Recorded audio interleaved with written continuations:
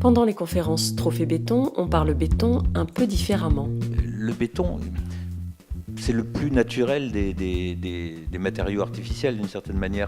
C'est pareil, c'est un matériau vivant, quoi. C'est un matériau sauvage. En invitant un photographe et un designer aux côtés d'architectes de renom, le journaliste architecte Philippe Trétiac a tenté un grand écart. On a parlé de béton brut autant que de béton de décoration ce jeudi 18 octobre à la Maison de l'Architecture pour lancer la 2e édition du Trophée Béton Pro. Il a une étrangeté, moi, qui m'intéresse beaucoup. C'est-à-dire qu'il est à la fois très docile, puisqu'il prend l'apparence du moule, grosso modo, dans lequel on le coule, et puis il est complètement rebelle, parce que quand on fait un chantier à béton brut, on est tendu tous les jours. On ne sait pas quand on décroche ce qui va se passer. C'est comme une surface sensible, c'est une surface sensuelle, mais c'est une surface sensible à la lumière, c'est une matière photographique. Pourquoi est-ce que d'un seul coup, on fait du béton qu'on n'en faisait pas avant ? Je pense que le béton s'est anobli de tout cet héritage culturel et est en train de rentrer dans l'inconscient collectif comme une matière, j'aime pas dire noble, mais qui a une vraie reconnaissance et qui incarne un héritage culturel. Il faut comprendre que dans les années 20, le béton, il était porteur d'une utopie sociale, d'une ambition sociale absolument extraordinaire. C'est lui qui a permis de construire tous ces dizaines de milliers de logements.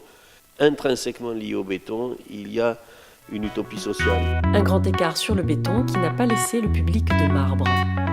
Quand on réfléchit, on a toujours tendance à rester un peu dans nos lignes de conduite, dans nos schémas habituels. Alors que le grand écart, finalement, a tendance à nous perturber. Et c'est comme ça que finalement il y a des idées nouvelles qui nous viennent. Donc c'est un débat en grand écart, c'est fabuleux.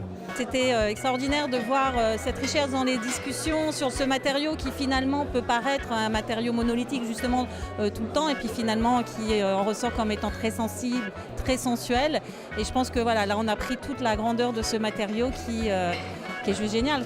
Ça donne envie de construire en béton toujours.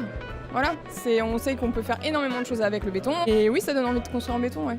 Et surtout les échanges qu'ils ont eu entre eux, moi, que j'ai beaucoup apprécié ce soir, fait qu'on en ressort avec une vision un peu décalée et c'est une très bonne chose.